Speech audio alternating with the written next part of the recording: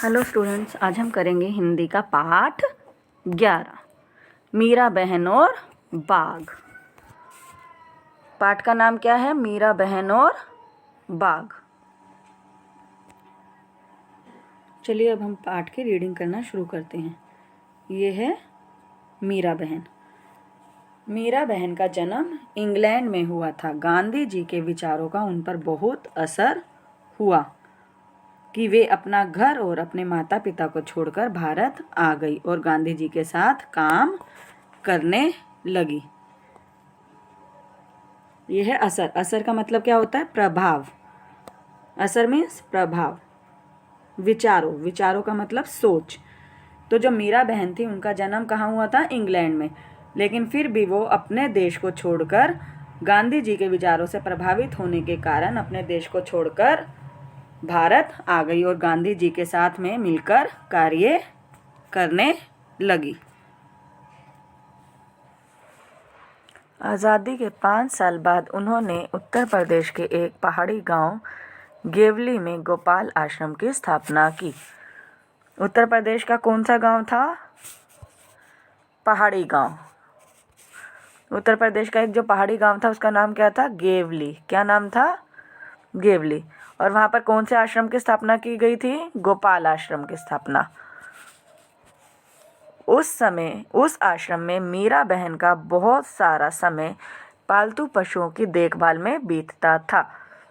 लेकिन गेवली गांव के आसपास के जंगलों में बाघ जैसे खतरनाक जानवर भी रहते थे।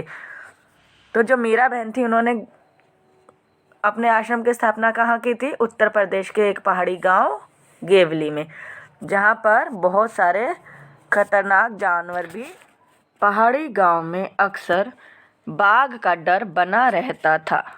अक्सर में आमतौर पर जंगल कटने के कारण शिकार की तलाश में बाघ कभी कभी गांव तक पहुंच जाता है। गेवली गांव में एक बार यही हुआ। एक बाघ ने गांव में घुसकर एक गाय को मार डाला। जो बाघ था वो एक बार क्या किया, उसने वो गांव में घुस गया और गांव में घुसकर उसने एक गाय को अपना शिकार बना लिया, उसे मार डाला। सुबह होते ही यह खबर पूरे गांव में फैल गई। गांव के लोग डरे कि यह बाघ कहीं फिर से आकर दूसरे पालतू जानवरों और किसी आदमी को ही अपना शिकार ना बना ले। गांव के लोग गोपाल आश्रम गए और उन लोगों ने मीरा बहन को अपनी चिंता बताई। गांव के लोगों को क्या चिंता होने लगी थी कि बाघ जो था गांव में जब घुस गया था तो उसने एक गाय को मार डाला था।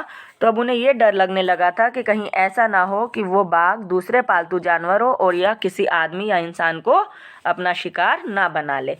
इसलिए अपनी इस चिंता को लेकर वो कहाँ गए? मीरा बहन के पास गए। गांव के लोगों ने अंत में तय किया कि बाघ को कैद कर लिया जाए। उसे कैद करने के लिए उन्होंने एक पिंजड़ा बनाया। पिंजड़े के अंदर एक बकरी बांधी। योजना यह थी कि बकरी का मिमियाना सुनकर बाघ पिंजड़े की तरफ आएगा। पिंजड़े का दरवाजा इस प्रकार खुला हुआ बनाया गया था कि बाघ के अंदर घुसते ही वह दरवाजा झटके से बंद हो जाए। शाम होने तक पिंजड़े को ऐसी जगह रख दिया गया जहां बाघ अक्सर दिखाई देता था। यह जगह मीरा बहन के गोपाल आश्रम से। रात बीती, सुबह की रोशनी होते ही लोग पिंजड़ा देखने निकल पड़े। उन्होंने दूर से देखा कि पिंजड़े का दरवाजा बंद है। वे यह सोचकर बहुत खुश हुए कि बाघ जरूर पिंजड़े में फंस गया होगा। लेकिन जब पिंजरे के पास पहुंचे तो क्या देखते हैं? पिंजरे में बाघ नहीं था। लोग चकित थे। चकित मीन्स हैरान। लोग चकित थे। बाघ के अंदर गए बिना पिंजड़ा बंद कैसे हो गया? लोग मीरा बहन के पास पहुंचे। लोगों ने सोचा कि गोपाल आश्रम पास में ही था, इसलिए शायद मीरा बहन को मालूम हो कि रात में क्या हुआ। पूछने पर मीरा बहन बोली, देखो भाई, मुझे नींद नहीं आ रही थी। मैं सोचती रही कि आखिर बाघ को धोखा देकर हम क्यों फंसाएं। इसलिए मैं गई और पिंजरे का दरवाज़ा बंद कर आई। जब गांव के लोग पिंजरे के पास में गए तो उनको क्या लगा कि पिंजरे का दरवाज़ा बंद है तो उसमें बाघ फंस गया होगा।